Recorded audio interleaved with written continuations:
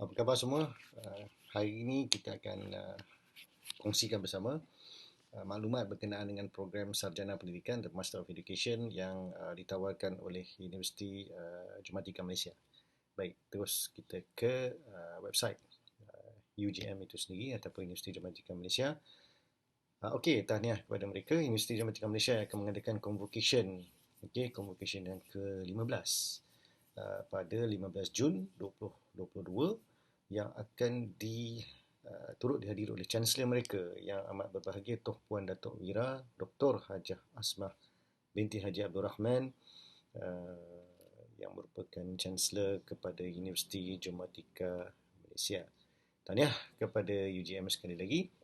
Baik, sebelum kita berkongsi maklumat berkenaan dengan program sarjana pendidikan ni, jom kita lihat dulu siapa UGM ni kan. Okey, bagaimana mereka ditubuhkan dan sebagainya. Okey, kalau kita tengok di bawah study edusi, okey, dekat mana kita tengok about. Alright, kita tengok di bawah overview of the university. Okey, di bawah overview of the university, kita tengok Jumatika University College bermula sebagai vocational center, pusat vocational pada tahun 2000. Okey, yang mana kemudian terus mengorak langkah dalam bidang land surveying dan sebagainya, dan pada tahun 2014, okay, 2014 mereka telah diberi taraf College University oleh pihak KPT, oleh Kementerian Pengajian Tinggi, dan pada tahun 2022 diberikan penarafan universiti penuh. Jadi tahniah kepada UGM ataupun Universiti Jumatika University College. Okey, dari segi kumpulan mereka, okay, kumpulan pendidikan yang ada di bawah Jumatika, kita tengok bahawa mereka mempunyai North Borneo University College di Kota Kinabalu. Okay. Mereka juga mempunyai Jumatika College di Keningau. Keningau terletak di Sabah. Brighton International School merupakan sebuah sekolah antarabangsa, dan juga TVET Center ataupun pusat-pusat kemahiran di Kuala Lumpur, Tanjung Malim, di Keningau, Kota Kinabalu dan juga di Kuching. Jadi untuk pengetahuan, UGM ini main campus ataupun kampus utama untuk UGM adalah di Setiawangsa, Kuala Lumpur. Baik, jom kita lihat program sarjana pendidikan, yang mana program ini kita tengok di bawah Faculty Cluster of Education, Humanities and Foundation Study. Faculty Cluster of Education and Computer Study di bawah Master of Education, Instructional Technology. Okey, kalau kita tengok mereka ini, okey, ini informasi program. Sebelum kita melihat silibus dan sebagainya, kita tengok dulu dari sudut kelulusan program itu. Okey, kita nampak kat sini kan approval code. Ini adalah bermaksud bahawa program ini telah diluluskan oleh pihak MQA, Malaysian Qualification Agency. Okey. Dan kalau kita tengok kod yang 14524 ni, artinya bahawa program ini akan tamat tempoh pada tahun 24. Okey. Tak saya risau bab tu, sebab semua program yang diluluskan oleh MQA, sama ada dia bersifat akreditasi sementara ataupun akreditasi penuh, semuanya diberi dalam bentuk tempoh tertentu, selalunya 5 tahun lah. Okey. Sebab setiap 5 tahun MQ akan datang melihat sama ada program ni bagus tak bagus, boleh jalan tak, dijalankan secara dengan baik ataupun tidak, sama ada akreditasi tersebut adalah akreditasi sementara ataupun akreditasi penuh. Jadi dia tak kisahlah apapun, penuh ke sementara ke, tetap 5 tahun. Jadi dalam kes ni program ni masih lagi program baru. Dekat mana kita tahu program ni baru? Di sebelah dia tu akreditasi PA 10839 itu merujuk kepada Provisional Accreditation ataupun akreditasi sementara. Maknanya kata program ni baru, dibangunkan pada tahun 2019, mendapat kelulusan sehingga tahun 2024. Jadi dalam tempoh ini mereka harus mendapatkan akreditasi penuh. Dan saya difahamkan bahawa proses akreditasi penuh sedang berlangsung kerana terdapat pelajar kumpulan pertama yang akan tamat pembelajaran mereka dalam tempoh terdekat ini. Baik, program ini dijalankan dalam tempoh antara 1 hingga 2 tahun kerana course mod ataupun mode pembelajaran dalam bentuk full time ataupun part time. Jadi kalau cikgu-cikgu di luar sana yang nak sambung pengajian, boleh mengambil kaedah part time ataupun separuh masa. Okey, ini adalah silibus mereka di semester pertama, kedua, ketiga. Apa yang saya lihat bahawa program sarjana pendidikan ini yang diberi tajuk penuh adalah Master of Education, Instructional Technology.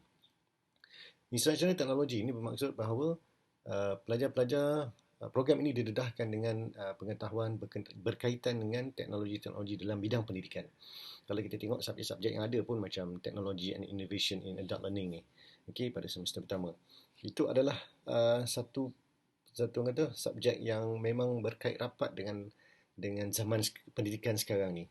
Selepas zaman COVID, kita masih di zaman COVID lah sebenarnya, okey, tapi COVID telah mengajar banyak ataupun telah melakukan banyak perubahan dalam pendidikan di Malaysia, malahan di seluruh dunia.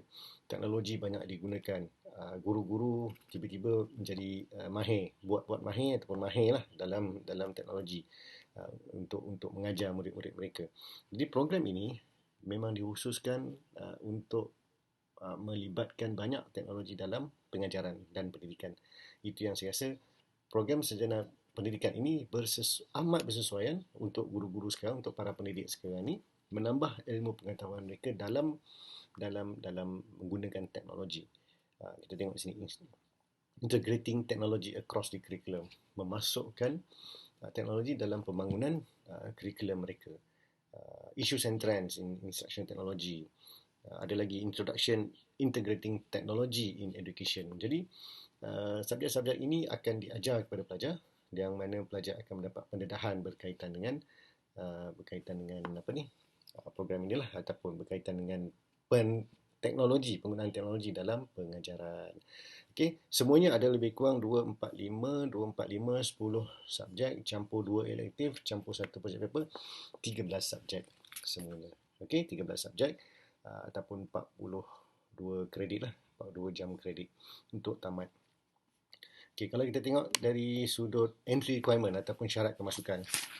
Syarat kemasukan dia kata untuk local admission, pelajar tempatan, kena ada bachelor degree, phase 6 KKM with minimum CGPA of 2.5.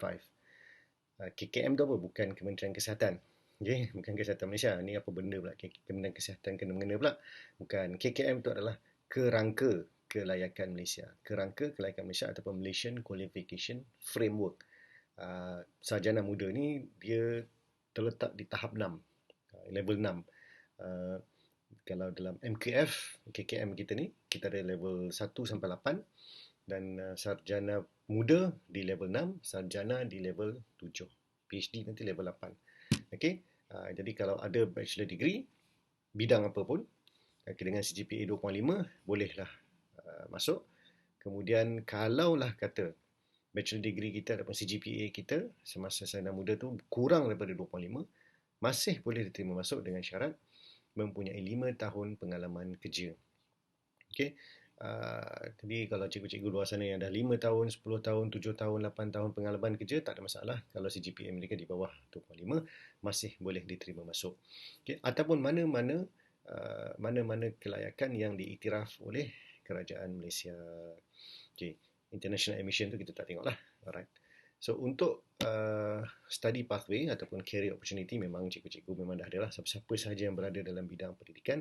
Dan juga apabila tamat belajar sarjana ini nanti, pelajar-pelajar bolehlah menyambung pengajian ke peringkat PhD, bukan sahaja di Malaysia tapi juga di mana-mana universiti di dunia yang mengiktiraf pendidikan di Malaysia, sebab program ini telah mendapat kelulusan daripada MQA. Baik, kita balik kepada silibus.